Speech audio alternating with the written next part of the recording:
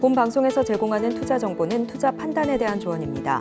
방송에서 제공하는 주식의 가치, 가격 상승 및 하락에 대해서는 방송사에서 보장하지 않습니다.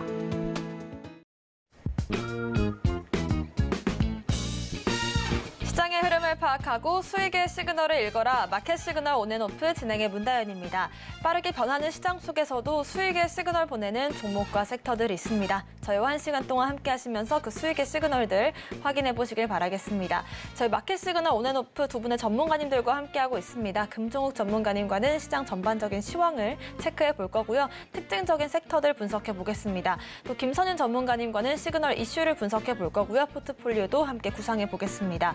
자, 이스라엘의 이 지상군 가자지구 투입을 앞두고 유가가 지속적으로 상승을 보이고 있습니다. 여기에 따라서 또 금과 인플레이션 우려까지 더해지면서 주식시장은 반대로 하락세를 보여주고 있는데요. 우리 증시 같은 경우에는 외국인들의 매도 행렬이 좀 이어지면서 지수 하방 압력을 받고 있습니다.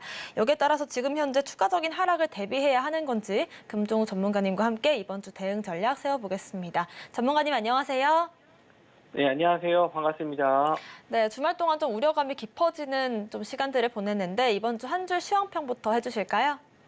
네, 본격적인 실적 시즌, 이스라엘 악재는 여전히 남아있다라고 말씀 좀 드리고 싶습니다. 금요일 날도 미국 증시가 좀 크게 하락을 했습니다. 1.2% 정도 하락을 했는데, 기술주들이 좀 많이 밀렸어요. 전기차, 테슬라도 좀 밀렸었고, 애플이라든지 모든 기업들이 대부분 다 약세 흐름을 좀 보였는데, 우리나라 같은 경우는 금요일 날 좀 선반영이 된 게 아닌가 싶었지만, 역시나 또, 이런 대외적인 변수에 의한 하락은 피해가지 못했던 것 같습니다. 코스닥 지수가 오늘 1.8% 정도 빠졌는데, 역시나 또 에코프로의 실적 발표 이후에 또 예상치를 하회하는 실적 발표, 실적은 괜찮게 나왔지만 예상치보다 못 미쳤다라는 이유로 좀 크게 빠졌습니다. 좀 예상치를 높게 잡은 게 아닌가 생각도 드는데 어쨌든 시장에서는 안 좋게 좀 받아들인 부분이 있어서 오늘 좀 하락세를 좀 보이는 모습이 좀 나왔습니다. 그래서 코스닥 지수가 좀 낙폭이 좀 커요. 1.8% 정도 하락인데. 일단 이스라엘 관련해서 이슈는 이란이 일단 적극적인 참여를 하지 않겠다라고 오늘 아침에 발표를 했기 때문에 추가적인 면에 대해서는 더 나올 악재는 없다. 일단 이란까지 전쟁에 참여한다라고 했을 때는 크게 지금 유가도 상승할 수 있고 그런 부분에 대해서 증시에도 안 좋은 영향을 좀 미칠 수 있는데 일단 큰 싸움이 벌어지지 않는다는 점은 그래도 불행히 좀 다행이다 이렇게 해석을 할 수 있겠고요.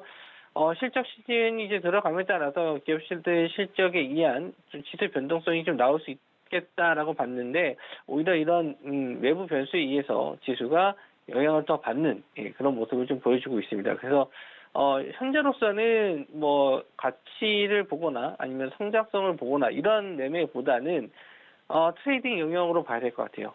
지금 유가 상승 관련주라든지 전쟁 관련주라든지 그 외에 이제 오늘 말씀드린 이스라엘에서 공급 받고 있는 불온 관련주라든지 이렇게 평소에 보지 않았었던 업종과 섹터를 공략을 해야 될 시점이 온 것 같아요. 그래서 이 시기가 이렇게 길게 가지는 않겠지만 어쨌든 일단 지금 상황에서는 납폭 과대주라든지 이런 개념보다는 그날 수급이 좀 들어오는 종목들을 트레이딩 관점으로 매매하셔야지만 그나마 시장 대비 좋은 수익을 내실 수 있지 않을까 이렇게 생각을 하고요.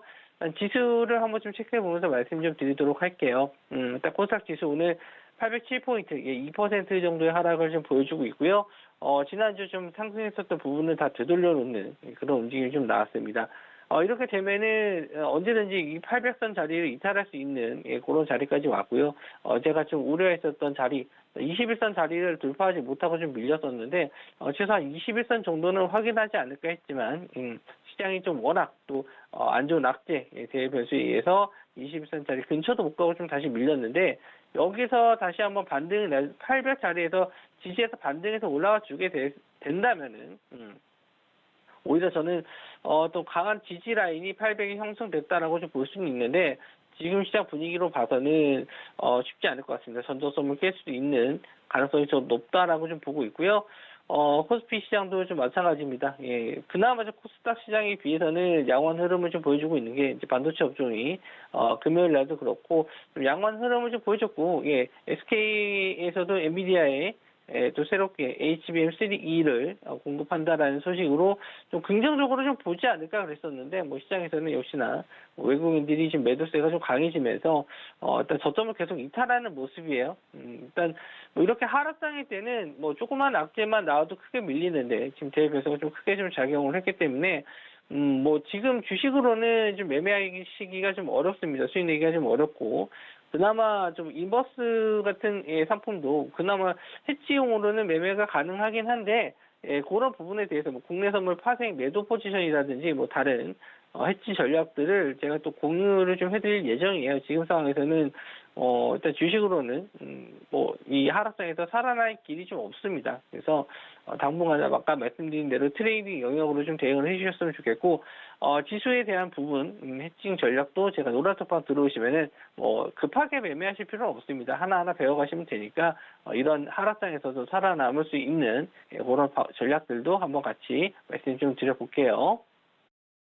네, 더 나올 만한 추가적인 악재는 없을 수 있겠지만 지수 자체가 지금 현재 힘을 못 쓰고 있는 상황이기 때문에 이런 시장에서는 낙폭과대주보다는 그날그날 시세를 받을 수 있는 업종과 섹터들에 중점을 두는 게 좀 더 맞는 전략이 되겠다라는 말씀 주셨는데요. 그날그날 시장 대비해서 큰 수익을 볼 수 있는 그런 섹터들이 어디 있을지 함께 공부해보고 싶으신 분들은 저희 함께 공부하실 수 있는 노란톡방 열어두고 있습니다. 아래 보이시는 QR코드를 스캔하신 뒤에 링크를 클릭하시면 되고요. 입장코드 1357 누르고 들어오시거나 문자 샵 0082번으로 금종욱 보내주시면 저희와 함께 하실 수 있는 링크도 보내드리겠습니다.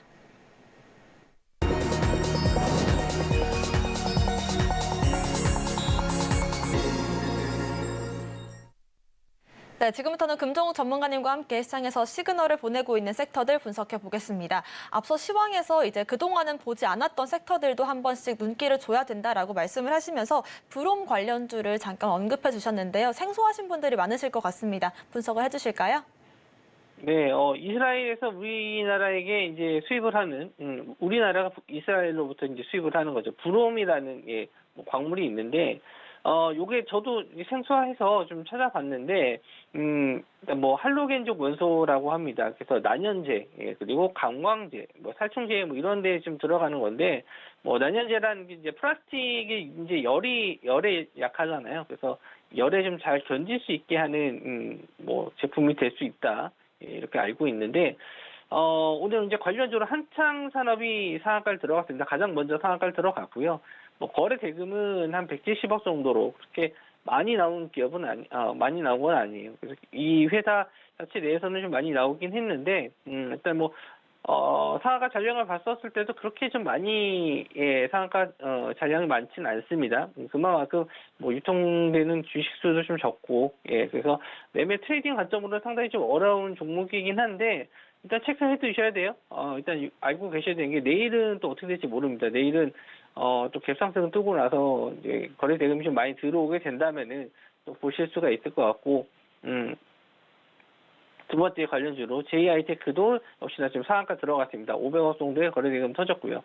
시총적인 면에서는 1,500억, 그리고 한창산업 같은 경우는 시총이 500억 정도로 굉장히 좀 낮아요. 그래서 이 두 종목이 지금 관련주로 이제 상한가를 들어갔고, 진영이라는 종목도 역시나 같이 지금 관련주로 좀 엮였는데, 브롬 관련주로 엮였는데, 지금 시장에서는 아까 말씀드린 대로 뭐 이게 좀 이슈가 돼서 우리나라에서 엄청 많이 쓰이거나 그러지는 않아요. 이게 없다고 해서 뭐 당장에 뭐 시장에 크게 영향을 줄 만한 히토류 관련주처럼 뭐 당장 경제가 좀 흔들리거나 그러지는 않아요. 근데 지금 시장에서 이제 갈 만한 테마주라든지 이제 수급에 의해서 움직일 만한 종목들이 없다 보니까 이런 종목들로 자금이 좀 몰리는 경향을 좀 보이고 있습니다.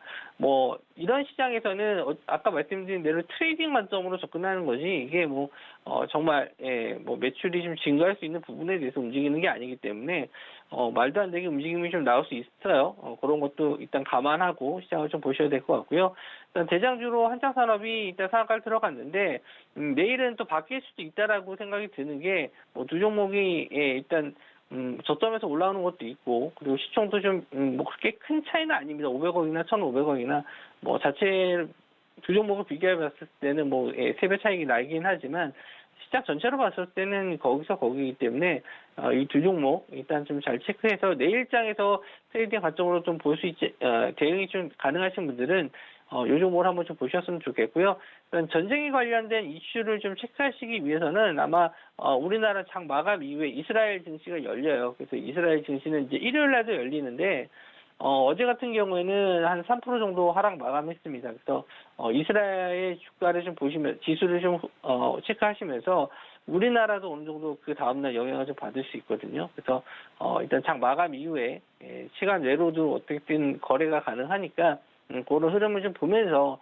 대응을 하신다면은 그나마 좀 뭐 위기에 리스크 관리를 좀 하실 수 있지 않을까 생각이 드는데, 굳이 그렇게까지 매매를 해야 되냐라고 생각하시는 분들은 지금 같은 시장에서 매매 안 하시면 돼요. 매매 안 하시면 되고, 뭐 이런 시장에서라도 조금이라도 수익을 좀 내거나 아니면은 뭐 공부를 해야겠다라고 하시는 분들은 이런 부분까지 좀 세세하게 알고 계셔야 됩니다. 지금 시장이 어떻게 돌아가고, 뭐 지금 유가가 어떻게 돌아가고, 이런 거 공부하셔야지만 거기에 맞는 대응을 하실 수 있어요. 그리고 뭐 시장이 더 빠질 것 같다라고 하시면은 아까 말씀드린 대로 뭐 국내 선물 하방 포지션도 어떻게 매매해야 되는지 알고 계셔야 되거나, 아니면 더 빠질 것 같다라고 생각하시는 분들은 저점이 올 때까지 기다리시는 수밖에 없고요. 그래서 뭐 적극적으로 대응을 하시는 분들은 거기에 맞게 뭐 공부하시면 되고, 아니다 싶으신 분들은 좀 시장을 좀 여유 있게 좀 길게 좀 보시는 게 좋지 않을까. 지금 당장 반등보다는 하락에 대한 대비를 해야 된다, 이렇게 좀 말씀 좀 드리고 싶고, 일단 이 관련주, 불원 관련주에 대해서는 일단 새로운 테마이기 때문에 관심을 많이 가져야 되기 때문에 제가 이렇게 좀 설명을 드린 겁니다. 일단 기존에 많이 나왔었던 테마 같은 경우에는 뭐 매매도 많이 했고, 거기에 따른 개인 투자자분들 많이 들어갔기 때문에 그렇게 설명할 게 별로 없어요. 그리고 이제 뭐 리스크에 대한 부분, 차트적인 부분에 대해서만 조심스럽게 좀 말씀 좀 드리면 되는데, 이렇게 새롭게 나오는 종목들은 일단 좀 잘 관찰을 하셔야 돼요. 그래서 이게 어떻게 움직임이 나오고 어떻게 대응하면 좋을지 한번 뭐 소액으로도 매매해 보시면서 좀 데이터를 쌓아 보시는 것도 중요하다. 이렇게 좀 말씀 좀 드릴게요. 네, 오늘 새롭게 등장한 섹터로 불온 관련주들 대표적으로 한창사업과 JI테크를 짚어봤는데요. 트레이딩 관점에서 이렇게 새로운 섹터가 뜰 때마다 좀 지속적인 체크가 필요할 것 같습니다. 대장주가 어느 종목이 될지는 좀 더 며칠 지켜보도록 하고요. 요즘 시장 자체가 선물 시장이나 이스라엘 증시까지 봐야 되는 그런 측면들이 있기 때문에 개인적으로 좀 분석하기 어려우신 분들은 저희와 함께 공부하실 수 있는 노란톡방 참여를 해주시면 좋을 것 같습니다. 자, 다음으로 알아볼 섹터는요. LS그룹주들 짚어볼 텐데, 지난주 금요일이었죠. 이제 LS 전선 아시아가 개별 이슈로 부각을 받았고, 여기에 따라서 LS 네트워크스가 좀 지난주 금요일 상한가 움직임을 보였는데, 오늘 이후에 좀 보유자의 영역이라고만 봐야 할지 아니면 추가적인 상승 가능성이 있을지도 짚어주시죠. 네, 금요일 날도 한번 좀 말씀 좀 드렸었는데, 금요일 날 이제 시가가 중요하다라고 말씀 좀 드렸잖아요. 상한가 들어갔기 때문에. 일단 시가 자리에서는 뭐 거의 밀리지 않고 바로 슈팅이 좀 나왔는데, 이 종목이 예전에도 일단 끼를 좀 보였다. 그래서 좀 강하게 시세가 나올 수 있다라고 좀 봤습니다. 근데 제가 금요일 날 어느 정도 확신을 좀 드리지 못했던 거는 이제 대외 변수가 있기 때문에, 거기에 따른 뭐 시가 갭 상승 이후에 또 조정도 나올 수 있고, 내용만 봐서는 이게 뭐 연상을 갈 내용인가 이렇게 좀 생각이 좀 들긴 해요. 구체적인 내용이 더 나온 게 없거든요. 금요일 날 나온 이슈 이외에 LS 전선 아시아가 베트남에 해저 케이블 사업 추진한다, 뭐 이래서 뭐 공식적으로 뭐 더 나온 내용은 없어요. 근데 지금 시장에서 이게 이렇게 갈 만한 이슈인가라고 뭐 이게 되물어 보시는 분들도 있겠지만, 지금은 이렇게 시장에서 이유를 찾기보다는 그냥 수급적으로 많이 간다라고 보시면 돼요. 그러니까 시장이 안 좋기 때문에 몰리는 쪽, 상승하는 쪽으로 자금이 몰릴 가능성이 높거든요. 그래서 이 종목에 대한 재료 파악이라든지 이런 게 좀 굉장히 어려운 시장이에요. 그래서 지금 뭐 낙폭 과대 종목이라든지 이렇게 종목이 밀렸는데도 더 못 가네, 이렇게 생각하시는 분들도 있고, 뭐 이런 이슈에도 갑자기 뭐 시세 차익이 나오면서 확 밀리는 경우도 있고, 뭐 그런 경우가 굉장히 많아요. 그래서 매매 자체가 굉장히 좀 어려운 시점이긴 건 맞습니다.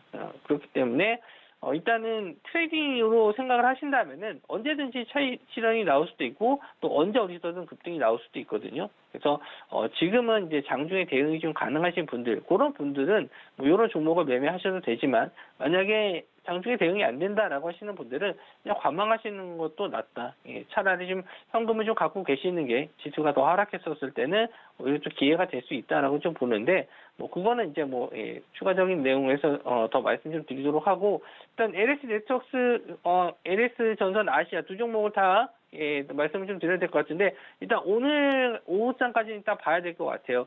직전에 이제 저항대 LS 네트워크스 같은 경우는 6,500원대에 아마 저항대 매물이 좀 있기 때문에 거의 상한가 부분 됐었을 때 차익 실현이 좀 많이 나올 거예요.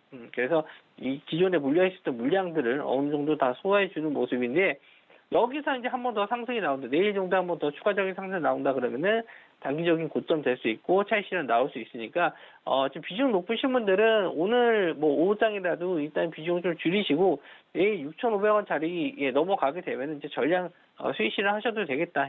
그렇게 생각 들고요. LS 전선 아시아도 마찬가지입니다. 직전 고점이 뭐 17,000원 부분인데 아마 15,000원 정도만 올라오더라도 차익 실현 많이 나올 거예요. 그래서 역시나 비슷한 전략으로 내일 일단 15,000원 부분 정도 올라오게 되면 이제 전량 매도 의견 좀 드리고요. 오늘도 마찬가지예요. 오늘 이제 오후장부터 상승으로 올라오게 되면은 차익 실현 계속 나올 거예요. 앞서 매물 때 물려 있는 물량들도 있기 때문에 일단은 여기서 이제 끝나는 건 아니라고 좀 보는 게 거래 대금도 좀 많이 들어왔기 때문에 여기서 한번 상승 이후에 한번 되돌림은 나올 수 있거든요. 눌림 이후에 되돌림 자리가 있는데 뭐 그거를 이제 노리시는 분들 신규 매수 관점에서는 눌림시 매수 관점을 좀 노리시는 게 낫고 지금 여기서 돌파 매매한다고 들어가면 바로 물릴 수 있으니까 일단 보유하신 분들은 올라갈 때마다 차익 실현 해주시고 신규로 노리시는 분들은 일단 시장 상황에 따라 다르겠지만 눌림목 자리를 공략하시는 게 좋다. 이렇게 좀 말씀 좀 드릴게요. 네, 요즘 장세가 재료보다는 수급이 강한 시장이기 때문에 뜨고 나면 그때서야 이제 이슈를 찾기 마련인데요. 금종우 전문가님께서 거래대금 위주로 좀 차트 분석을 해주시기 때문에 눌림시 매수 관점이라든지 차익 실현 관점에서 어떤 점들을 좀 공략하면 좋을지도 계속해서 분석 받아보도록 하겠습니다. 마지막으로 알아볼 시그널이요. 국제유가 상승 관련된 종목들을 좀 짚어보겠습니다. 지난주 가장 강했던 이 업종 자체가 유가 관련주들이었거든요. 저희는 이제 9월 7일 방송에서 처음 이제 흥구석유를 분석을 하면서 6,000원대 공략을 했던 기록이 있는데 지금 현재 16,000원까지 올라왔어요. 앞으로 추가적인 흐름은 어떻게 진행이 될까요? 지금 국제유가가 WTI 기준으로 한 85불 정도 됩니다. 그리고 브렌트유 같은 경우는 90불대를 넘었고요. 그래서 여기서 이제 추가적인 더 상승이 나올 것인가. 이제 전쟁이라는 부분에 대해서 이제 불확실성이 좀 있기 때문에, 유가 상승이 더 나올 수는 있는데, 아마 더 올라가게 되면 될수록, 이제 미국의 인플레이션에 대한 압박이 좀 커져요. 그래서, 일단 미국도 뭐 비축률을 풀 수도 있고, 그리고 뭐 셰일 오일 가격도 어느 정도 있기 때문에 뭐 $100 이상 간다라는 얘기는 이제 전쟁에 이란이 참여했었을 때 얘기고 아직 그런 얘기가 없고 오늘은 뭐 적극적인 개입은 안 하겠다라고 했기 때문에 이 90불대 정도 이제 브렌트 기준으로 이제 90불대 넘었습니다만은 WTI 기준으로 해서는 90불대 넘기는 좀 쉽지는 않을 것 같다라는 생각이 좀 들어요. 왜냐하면 미국이 또 가만히 있지는 않을 거거든요. 이 물가 안정을 위해서. 그래서 일단 최대한 지금 뭐 유가 상승도 막아야 되고 좀 전쟁도 막아야 되는 상황에서 여기서 뭔가 크게 또 뭔가 저지르지는 못할 것 같다라는 생각이 좀 듭니다. 미국에서 이제 항공모함도 떴기 때문에 그래서 지금 상황에서는 이제 흥구석유나 이런 유가 관련주들은 단기간에 많이 급등을 했어요. 투자 주의 종목으로도 지정도 됐고. 차익 실현 나올 수 있을 만큼 거의 다 나왔습니다. 신규 매수로 접근한다는 거 굉장히 리스크 커요. 지금 이 원자재 같은 경우에는 하루 아침에 제가 장 마감 이후에 장 마감 중에 장 중에 뭐 한 85불, 뭐 86불 이렇게 가서 뭐 이거 90불 갈 수 있겠다라고 생각해서 이런 종목을 매매했는데 장 마감 이후에 거래되는 시점에서 갑자기 유가가 막 5% 빠지는 경우도 많거든요. 이런 변수에 의해서. 갑자기 사우디에서 뭐 감산한 이런 얘기는 뭐 당장 나오진 않겠지만 어쨌든 어떠한 이슈에 의해서 5%, 6% 빠지는 것도 금방이에요. 올라가는 것도 금방이지만. 그래서 예측이 제일 어려운 부분이 이 원자재 가격 예측이거든요. 그렇기 때문에 지금 자리에서 매매를 따라 들어간다. 특히 이제 오버나잇으로 따라가는 것 자체가 지금은 좀 위험하지 않을까 그렇게 좀 보고 있어요. 차라리 원유 같은 경우는 뭐 ETF나 ETN 상품도 있거든요. 예, 인버스 제품도 있기는 인버스 상품도 있는데 물론 그런 상품 자체를 뭐 권해드리진 않습니다. 그것도 굉장히 리스크가 크기 때문에 뭐 그런 매매를 뭐 그렇게 적극적으로 권해드리진 않는데 혹시나 그러면 뭐 유가가 계속 상승하지 못하고 조정을 좀 받는다, 하락에 대한 대비를 하고 싶다라고 하시는 분들은 차라리 예, ETF 상품이나 ETN 상품을 하셔도 상관없어요. 소액으로. 예, 왜냐하면은 뭐 저도 예, 이런 뭐 상품에 대해서 뭐 예, 하나하나 다 말씀드리지 못하지만 어쨌든 그런 상품들이 있으니까 뭐 공부 차원에서 예, 한번 해보셔도 괜찮을 것 같긴 한데. 일단 지금은 이제 시장 자체, 예, 지수도 그렇지만 원자재 상품도 변동성이 크기 때문에 되도록이면은 예, 이런 종목들은 일단 좀 피해 주시는 게 좋다. 그리고 확실히 좀 조정을 좀 받았을 때 지금은 단기간에 급등이 나왔기 때문에 조정폭도 빠르게 나올 수 있거든요. 하지만 조정 이후에 전장이 뭐 갑자기 또 내일 당장 멈추거나 그러진 않을 거예요. 그래서 어느 정도 좀 조정을 좀 받았을 때는 이 재반등도 예, 나올 수, 역시나 좀 눌림목 매매도 한두 번씩은 가능한 예, 그런 종목들이기 때문에 지금 당장의 이 상승에 지금 할 종목이 없다 보니까 수급이 다 일로 몰려요. 거래대금도 많이 터졌고 흥구석유 같은 경우는 금요일날 4천억이 터졌어요. 4천억. 거의 이 종목 역사적인 거래대금인 것 같은데 예, 지금 이런 자리에서 들어가는 거는 큰일 납니다. 진짜. 예, 잘못되면 고점에서 딱 물려서 빠져나오지도 못해요. 그래서 차라리 예, 좀 눌림시 충분히 예, 매매할 수 있을 만한 관점 타이밍은 나올 겁니다. 예, 그런 자리를 노려보셔도 좋고 또 오늘 하루 이틀 정도만 좀 지나면은 또 실적 관련주라든지 이런 종목들도 나올 수는 있거든요. 그래서 그런 종목들은 차라리 기다리셨다 매매하시는 게 좋고 하루 이틀 매매 안 한다고 해서 뭐 어떻게 달라지는 건 아니거든요. 그래서 이런 종목들은 예, 트레이딩 가능한 예, 부분만 가능하신 분들만 매매해 주시기 바라고요.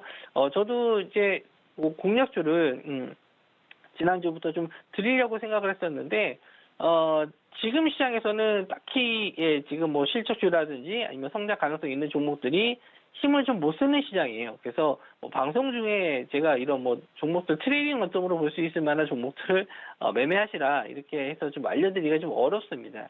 그렇기 때문에 일단은 뭐 노란톡방에서 공략주는 제가 글쎄요, 지금 뭐 낙폭과대주는 상당히 좀 많은데 지금 상승할 수 있을 만한 시장은 아니기 때문에 뭐 딱히 좀 드리지 못하고 있고 혹시나 또 장중에 예, 괜찮은 종목들이 있으면 그때마다 공략주를 드릴 예정인데 당분간은 좀 예, 쉬어주시는 게 좋고 트레이딩 가능하신 분들은 아까 말씀드린 대로 거래대금 좀 많이 들어온 종목들 뭐 제가 알려는 예, 그런 종목들에 대해서는 테마주에 대해서는 매일 아침마다 브리핑은 해드려요. 하지만 그 공략주를 드리기가 좀 대응이 좀 어려우신 부분이 있기 때문에 뭐 제가 어떻게 하라고 말씀 좀 못 드리지만 그런 거 매매해 보실 분들은 제가 알려드린 뉴스에 의한 종목들 한번 좀 체크해 주시기 바라고요. 또 공략주 천천히 좀 매매해 보실 분들은 좀 장중에 예, 노란톡방 계시면은 제가 매매할 수 있을 만한 타이밍에 공략주를 드리도록 하겠습니다. 네, 지금 시장에서는 과열주들 공략 어렵고요. 낙폭 과대주들도 좀 위험한 측면들이 있습니다. 그렇기 때문에 새롭게 떠오를 만한 섹터거나 아니면 트레이딩 관점에서 공략할 만한 종목들 저희가 브리핑을 해드릴 테니까요. 여러분들께서도 같이 한번 이렇게 공부를 해보고 싶다라고 하시는 분들은 장중에 함께 하실 수 있는 노란톡방 참여하시면 도움 받으실 수 있습니다. 화면 보이시는 QR코드를 스캔하고 나시면 노란색 영어 링크가 뜰 텐데요. 그 링크를 클릭하신 뒤에 입장코드 1357 누르고 들어오시거나 문자샵 0082번 으로 금종욱 보내주시면 저희와 함께 하실 수 있습니다. 오늘 말씀 주신 금종욱 전문가님과는 여기서 인사드릴게요. 고맙습니다.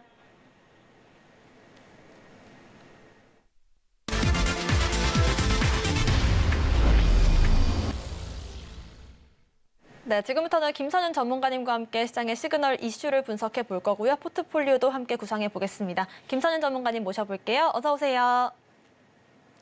네, 지난주 금요일에 좀 하반기에 대한 어두운 전망을 내비쳐 주셨지만 저는 월요일을 맞이하기가 조금 두렵더라고요. 정말 실시간으로 빠지는 시장인데 어떻게 보고 계실까요, 지금 시장? 이게 시장이 빠지는 가장 큰 이유가 일단 유가 부분이라고 볼 수도 있어요. 이제 지정학적 리스크라 볼 수 있는 이스라엘 하마스 쪽 굉장히 시끄러운 상황이에요. 가자지구 또 전면전 얘기까지 돌다 보니까 참 머리가 아픕니다. 또 하나 이슈가 커지고 있는 게 뭐가 있냐면 이란에서 전쟁에 가담할 경우 유가가 한 130달러, 150달러 선까지 올라갈 수 있다는 전망까지 나오고 있습니다.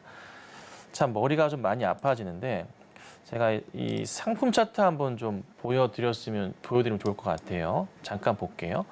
자, 여기 WI인데요.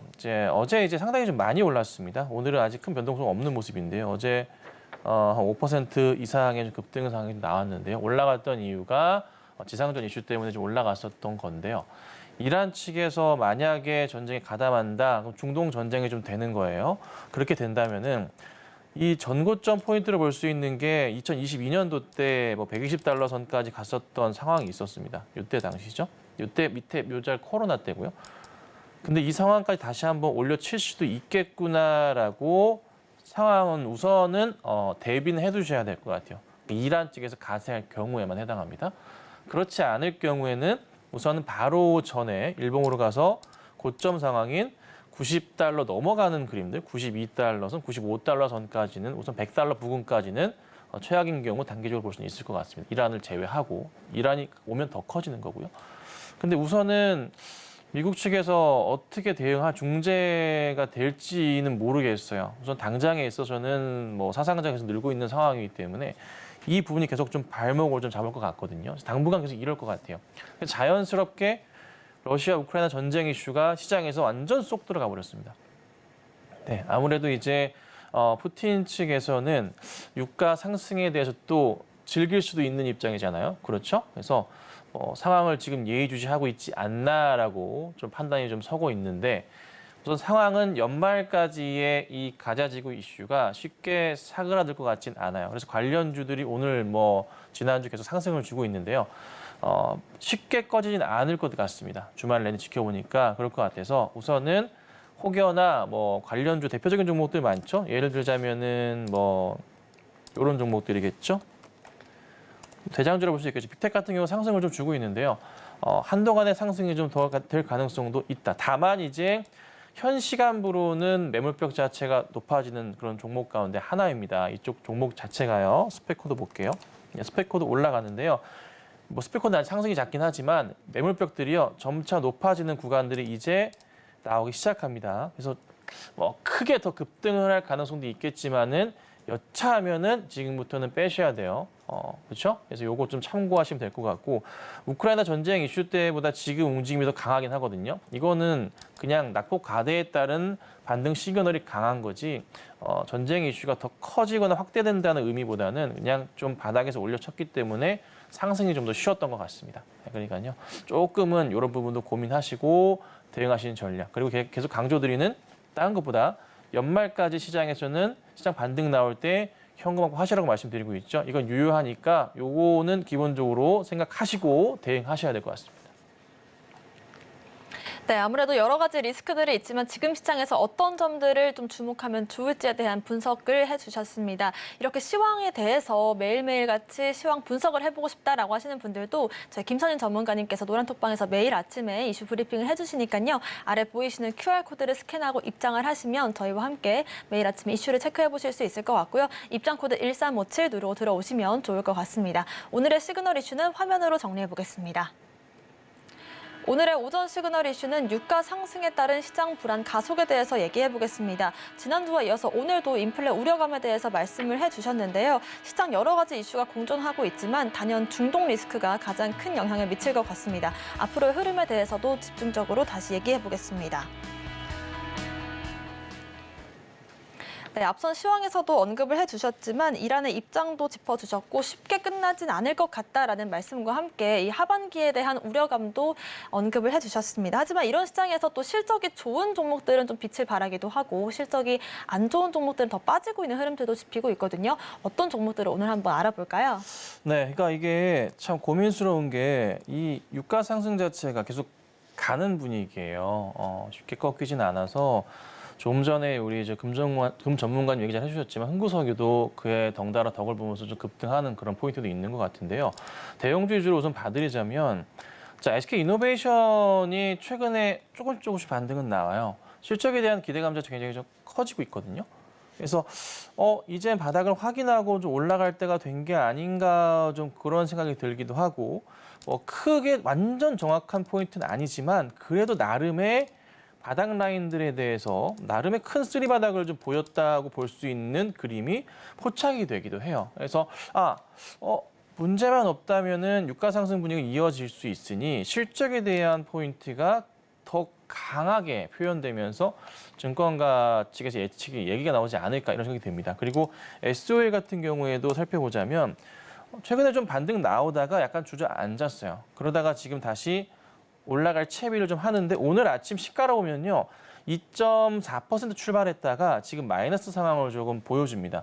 급하게 출발했던 것은 유가가 좀 붕 떴기 때문에 급하게 출발했는데 사실 아직 큰 덕은 보지 못하고 있는 것 같습니다. 그런데 충분하게 좀 방어적 성향이 강한 종목이라고 얼마 전에 말씀 좀 드렸죠. 그렇죠? 배당 성향도 강한 종목이고 이쪽 라인 자체가 다 그래요. 그래서 주가도 방향을 잡고 올라갈 것 같은데 문제는 이제 중요한 것은 이 유가의 방향성과 더불어서 고민해 보셔야 될 게 FOMC 상황이 어떻게 될지 여부거든요.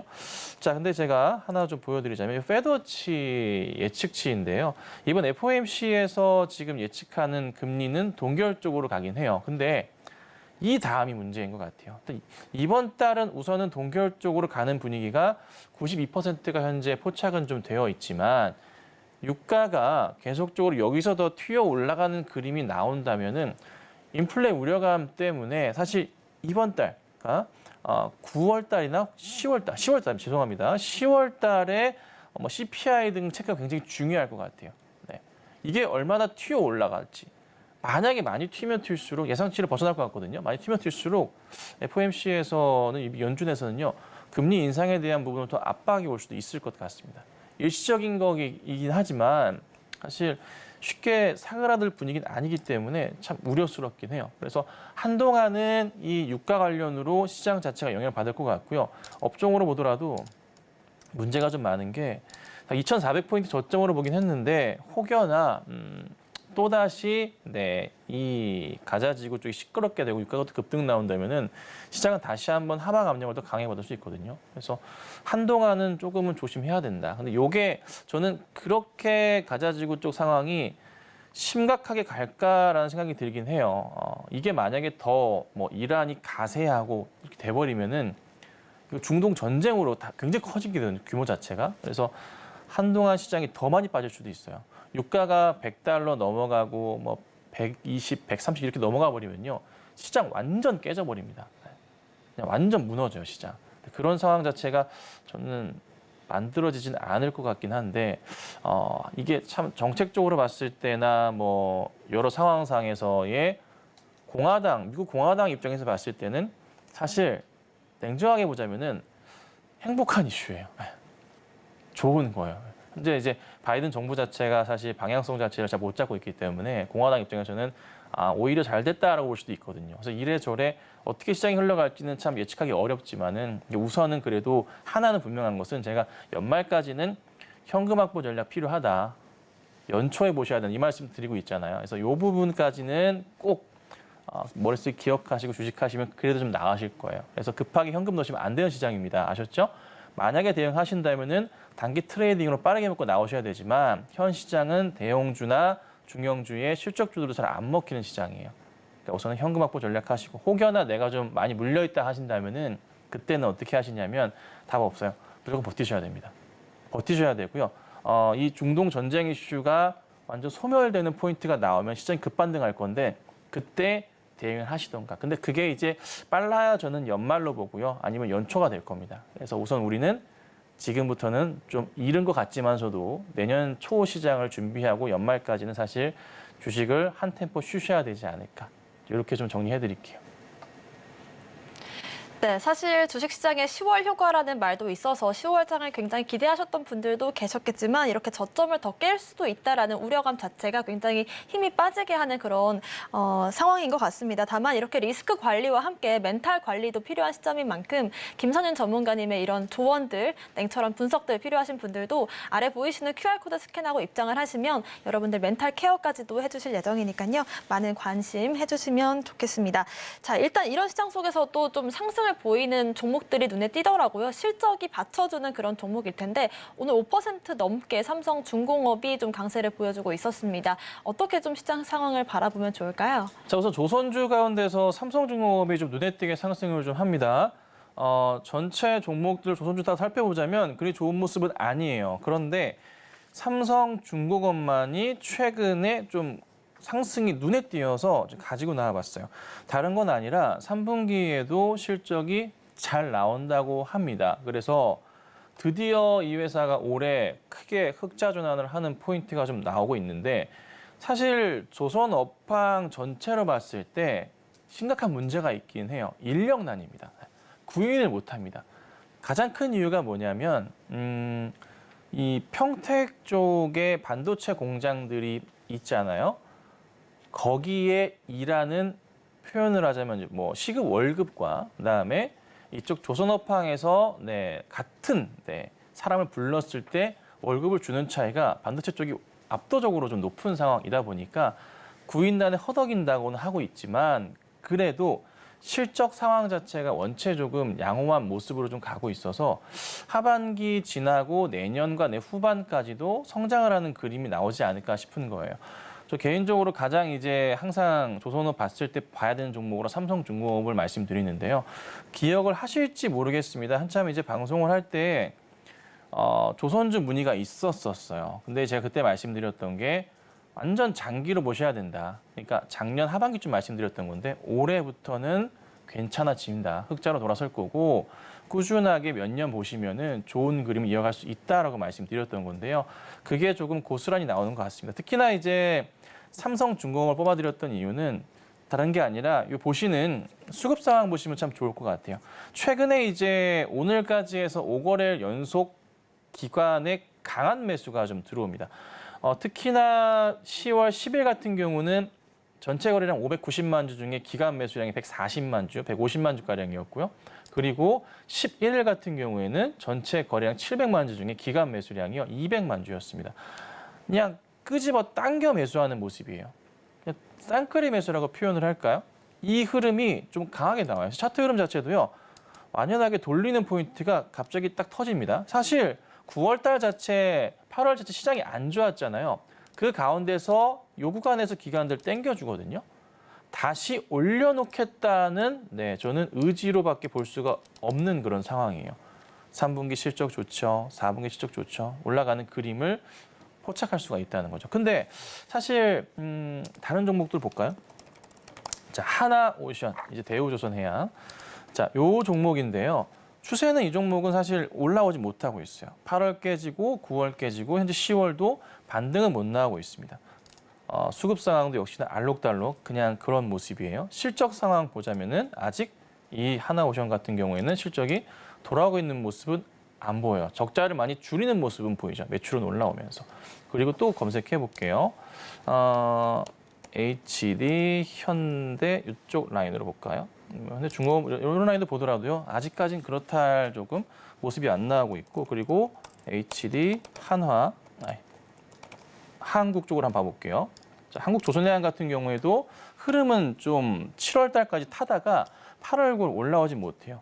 그러니까 종목이 좀 약간 좀 고민을 해봤는데 이 선별적으로 기관들이 대응을 하는 게 눈에 좀 많이 들어와요. 아직까지는 실적 측면에서 봤을 때 삼성중공업만한 게 없다는 판단인지 조선주 내에서는요. 이 삼성중공업 쪽으로만 몰빵하는 느낌이 굉장히 좀 강합니다. 그래서 한동안은 이 조선주 가운데서 대장으로서 역할을 계속할 것 같고요. 이번에 좀 시장 안정화되면서 올려칠 때는 이 전고점 부분 넘어가면서 새롭게 10,000원대 부분을 좀 도달할 수 있지 않을까. 자, 근데 길게 당겨보자면요. 갈 길은 아직 멀어요. 저희가 사실 우리나라 자체가 한동안 조선주들이 한 거의 5년 넘는 시간을 거의 공백기를 보내다시피 했잖아요. 힘든 시간이었는데 이게 다시 이번에 정상화되면서 올라가게 된다면요. 이전에 저 고점이었던 자리들이 있죠. 예전에 보자면은 뭐 25,000원대, 30,000원대도 있었단 말이죠. 10년 전에 그 흐름까지도 다시 볼 수 있지 않을까 싶긴 해요. 다시 이제 뺏겼던 자리를 하나씩 탈환하고 있습니다. 그래서 우선 1차적으로 돌파해야 될 자리가 얼마냐면은 이 자리 정도 됩니다. 여기. 이 자리예요. 한 10,000원 넘어가는 자리가 우선 가장 중요할 것 같아요. 여기 돌파하기 시작하게 된다면은 천천히 올라갈 수 있으니까. 그래서 삼성중공업 좀 관심 있게 보셔야 되지 않을까 해서 가지고 나와봤습니다. 네, 조선과 해양 업종들은 좀 긴 흐름으로 봐야 한다라고 좀 지속적으로 말씀해 주셨는데 지금에서의 수급 상황이 좀 삼성중공업 한정적으로 개선이 되면서 앞으로 삼성중공업이 대장주 역할을 할 것이다라는 말씀 주셨습니다. 반대로 또 이제 에코프로 이야기를 잠깐 해볼게요. 지난주 저희가 방송에서 에코프로 그룹주들의 실적 발표 전날에 좀 주의를 드렸었죠. 앞으로 반짝 상승이 가능할지라도 추가적인 하락 나올 수 있다라고 했는데 공매도 금액이 굉장히 늘었거든요. 앞으로의 흐름도 좀 부정적으로 봐야 될까요? 이게 제가 그 이틀 올라갈 때 최근에 지난주 이제 목요일 날 또 올라가고 수요일 날 올라갈 때 제가 이제 방송에서 목요일 날 말씀을 드렸단 말이에요. 말씀드렸던 게 실적이 잘 나올까 안 나올까에 대한 부분도 고민이 됐었지만은 그때 이렇게 정확하게 말씀드렸어요. 이걸 누가 털기 위해서 일부러 올리는 게 아닌가? 이런 생각도 한다고 제가 말씀을 좀 드렸어요. 근데 실적이 딱 오픈이 되자마자 무슨 상황입니까? 실적이 쇼크 상황이에요. 안 좋게 나왔거든요. 그러면서 또 강조드렸었던 게 또다시 주가가 라인을 깨버리고 내려가게 되면 이거 진짜 조심하셔야 된다라고 말씀드렸는데요. 일전부터 사실 종목 자체가 나쁘진 않아요. 너무나 좋은 종목인데 시장 전체에서 2차 전지주들의 우리가 바라보는 시선 자체가 상당히 분산되고 있다고 제가 말씀드렸잖아요. 그러니까 2차 전지주들만을 보는 시장이 작년 5월, 6월, 7월 시장은 더 이상 아니고 완전히 분산돼서 다른 쪽으로 보고 있는데요. 다른 쪽으로 정리해서 또 가셨지만 거기서 또 깨진 건 상황이에요. 그런 상황이지만 어찌됐든 지금 상황에서는 시장이 반등 자체, 2차 전지주들이 반등이 쉽지 않아요. 잘 보시면 자, LG 에너지 솔루션 같은 경우 실적 어떻게 나왔나요? 정말 잘 나왔죠. 그렇죠? 정말 잘 나왔는데 주가가요. 튀질 못 해주고 있어요. 사상 최대 실적 나왔습니다. 못 올라가요. 그럼 우리가 이제 어떤 고민을 하셔야 되냐면요. 똑같아요. 제가 이제 에코프로는 100만 원 깨면은 정말 위험합니다. 네, 조심하셔야 됩니다. 저번에 이렇게 말씀드렸죠. 오픈톡방에서 제가 100만 원 이탈했을 때 사망 시그널 발생이라 적었는데 오픈톡방에 보유하고 계신 분께서 이제 슬퍼하셔가지고 왜 그렇게 글을 쓰느냐 제가 이제 죄송하다 말씀드렸었잖아요. 근데 지금 자리 진짜 조심하셔야 될 자리가 오늘은 우선 버티긴 하지만서도요. 요 자리 10월 10일 날 77만 8천 원짜리 있었습니다.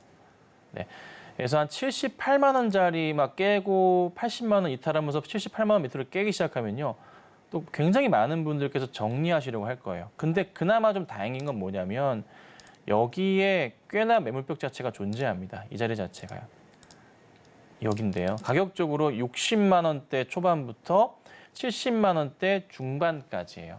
이 매물벽이 존재해요. 왜 존재하냐면 다시 보여드릴게요. 뒤로 가볼까요? 차트 돌려볼게요. 이 차트거든요. 한 번의 고점, 두 번의 고점, 세 번의 이런 자리에 형성이 되어 있어요. 여기에 상당히 많은 분들께서요. 따라 들어가셨던 자리예요. 자, 여기다 라인 하나 제가 그어볼게요. 차트 볼게요. 이 자리예요. 이 자리. 그러니까 이 자리를 중심으로 해서 심리적 저항선이 작용을 해요. 그래서 막 급하게 깨지진 않겠지만은 78만 원짜리를 이탈하기 시작하면서 많이 흔들리잖아요. 그러면 70만 원을 기점으로 해서 왔다 갔다 할 거예요. 근데 여기 만약에 혹여나 밑으로 깨면서 50만 원대 초반 아래로 깨잖아요. 그때는 이제 밑으로 자리가 없어요. 그때부터는 이제 쫙 내려가는데 사실 그렇게까지 가기엔 시간이 굉장히 오래 걸릴 겁니다. 그러니까 이걸 생각하셔야 돼요. 뭐냐면 자 시장이 업황을 타면서 쫙 올라간단 말이에요. 대표적인 종목을 보여드릴게요. 삼성전자 같은 경우 보시면요. 이런 거예요. 2021년도 고점 찍고 깨지면서 천천히 내려가죠. 이게 떨어지는데 2년 걸렸어요. 그러다 반등 나왔거든요. 자, 에코프로 다시 돌아가 볼게요. 지금 올라쳤어요. 일시적인 반등이 나왔다가 빠졌다는 하겠지만은 계속적인 바닥 확인을 하는 모습이 나올 거예요. 그러니까 시장이요. 잘 생각해 보세요. 내년 상반기에 어찌됐든 금리 인하에 대한 이슈는 계속 커지잖아요. 그렇죠? 시선이 뺏길 만한 이슈가 너무나 많아요. 그러니까 에코프로 말고 내 종목, 다른 종목들이 올라가는 게 내가 들고 있는 종목이 올라가기 시작하면은 이거 쳐다봅니까? 2차 전지주들은요, 2차 전지주들은 서서히 관심에서 멀어져요. 이걸 보셔야 된다는 거예요. 그래서 우선 저는 조심하셔야 될 거 조심해야 될 것 같아서 100만 원 말씀드렸던 거고, 에코프로 BM도 30만 원 말씀드렸던 거잖아요. 근데 지금 23만 6천 원짜리예요. 네. 그런데 또 하나 에코프로 BM도요. 요 자리 10월 10일 자리죠. 22만 원짜리. 이 자리 깨고 내려가면은 참 위험할 수도 있어요. 그래서 사실 이번에 뭐 3분기 실적 발표할 때 저 굉장히 조금 이게 이렇게 나온다고 싶었어요. 뭐 수주 잔고량이 어마어마하게 많다곤 하지만 드러난 상황 그리고 리튬 가격에 대한 하락 부분이 여지없이 와닿고 있는 거거든요. 그래서 우선 당분간은 뭐 어쩔 수 없이 보유하고 가신 분들도 계시겠지만 사실 저 바닥에 매수하신 분들이 훨씬 많긴 하거든요. 그래서 매수하신 분들 계신다면은 상황을 보시고 좀 조심하셔야 되지 않을까. 그래서 우선 반등이 나오더라도 또다시 일시적일 거다. 그래서 일시적인 반등을 확인하시고 정리하시는 전략도 필요하지 않을까라고 좀 말씀드려봅니다.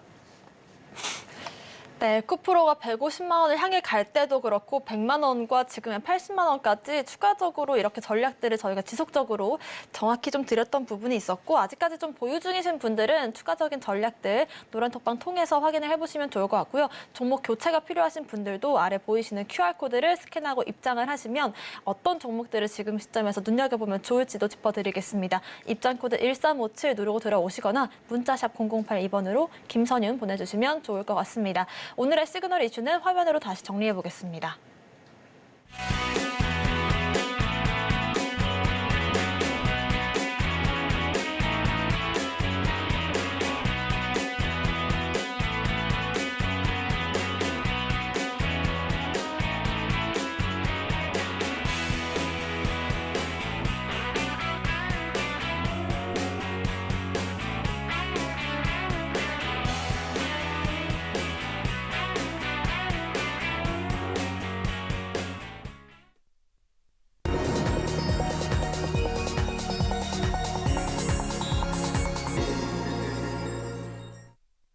네, 지금 저는 여러분들과 함께 리뷰 종목들 다뤄볼 텐데 시장이 좋을 때도 받쳐줄 수 있는 그런 종목들로만 저희가 제시를 해드리고 있습니다. 오늘 알아볼 또 리뷰 종목은 어떤 종목 살펴볼까요? 예, 오늘은 최근 추천 중인 한국콜마 좀 보도록 하겠습니다. 이게 다른 것보다도 화장품주들의 실적 베이스가 점차적으로 좀 주목을 받고 있는데 3분기와 4분기 실적이 굉장히 잘 나올 것 같아요. 그래서 콜마가 좀 최근에 며칠 동안 지난주부터 해서 바닥을 확인하고서 반등이 좀 나오고 있습니다. 그래서 추가 상승 가능성이 좀 있어 보이는데요. 사실 근데 시장이 참 쉽지가 않아요. 저도 나름 신경 쓰고 종목에 대한 문제가 없고 튼튼한 거 위주로 드리고 있지만서도 깨지는 종목이 진짜 많아요. 정말 그 방망이 짧게 보라고 하죠. 진짜 짧게 보시고 대응하셔야 돼요. 짧게 보시고 치고 나오셔야 되고 조금만 빠진다면은 정리하시고 손절 치셔야 돼요. 다음을 기약하셔야 됩니다. 그러니까 올해 연말까지 시장이 정말 쉽지가 않아 보여요. 저는 이제 내년 한 여름쯤 2분기, 3분기 넘어가면서부터 시장이 조금 많이 강해질 거라 생각을 하는데 그때부터 해서 올 끝자락이나 내년 초에 시장을 대비하셔야 됩니다. 그래서 우선 당장에 있어서는 한국콜마 보유하시되 큰 금액에 있어서 투자는 조금 자제하시는 전략이 낫지 않을까 이렇게 좀 정리하겠습니다. 네, 한국콜마 역시나 지난주 금요일 이후로 바로 주가 턴해주는 모습이 나와주고 있지만 흐름을 좀 짧게 가져가자라는 전략 세워주셨습니다. 이렇게 또 오전장이 마무리가 되고 있는데요, 전문가님. 오후장 전략도 한마디로 남겨주시죠. 네, 계속적인 그 중동 불안감 자체가 좀 상당히 좀 커지고 있습니다. 유가가 추가 상승이 나올 가능성도 있어 보입니다. 지금 현재 중동 입장에서는 유가를 조금 더 올라가게끔 시간을 좀 끌어줘야 되지 않을까요? 그렇죠? 당연히 그렇겠죠. 자기 이제 수익을 많이 내야 되니까. 자연스럽게 조금 더 시끄럽게 만들 수도 있을 것 같고요. 조금 더 이란이 자극적으로 움직일 가능성이 좀 있다고 봅니다. 그래서 한동안의 흐름으로 보건대 이쪽 올라가면 안 되지만 사실 전쟁 관련주들의 상승 흐름은 좀 더 지속될 가능성이 있지만 그래도 여차하면은 정리하셔야 될 것 같고요. 그리고 기관들 역시나 단기 대응을 빠르게 하는 모습이에요. 그래서 기관들이 또 매도 대응을 지난 금요일 했는데 오늘 매수긴 하지만 기간의 조금 흐름으로 봤을 때 아직 투신이나 연기금이나 좀 대형 기관 투자자들의 흐름은요. 아직 그렇다하게 들어오고 있지는 않아요. 그러니까 아직 기관들은 자신의 개인 자산으로만 대응하고 있으니까 여러분들도 조심스럽게 대응하셔야 된다. 이렇게 좀 정리해드리겠습니다. 네, 이렇게 김선현 전문가님과 함께 오전장 마무리 지어봤고요. 오후장 전략도 짧게나마 들어봤습니다. 오후장 전략과 함께 이렇게 기관들의 시그널이 언제 들어올지 궁금하신 분들도 저희 김선현 전문가님과 함께 하실 수 있는 노란톡방 참여하실 수가 있습니다. 아래 보이시는 이 QR코드를 스캔하신 뒤에 링크 클릭하시고 입장코드 1357 누르고 들어오시면 되고요. 문자샵 0082번으로 김선윤 보내주셔도 저희와 함께 하실 수 있습니다. 오늘의 핵심 화면으로 정리해보겠습니다. 마켓 시그널 온앤오프 오늘의 핵심 정리입니다. 본격적인 실적 시즌 속에서도 이스라엘 악재가 여전히 남아 있습니다. 오늘장 상승 섹터로 브롬 관련주와 LS 그룹주들, 국제유가 상승 관련주들 짚어봤고요. 오후장에서는 중동 분쟁 확대 불안감 속에서 주의가 필요한 시점이다라는 말씀 남겨주셨습니다. 네, 저희가 방송 중에 드리는 정보는 전문가님들의 조언일 뿐 주식의 가치와 수익률을 보장하진 않고요. 서울경제TV와 서울경제신문의 사칭한 피해 유의하시길 바라겠습니다. 오늘 저희가 준비한 소식은 여기까지입니다. 시청자 여러분 고맙습니다.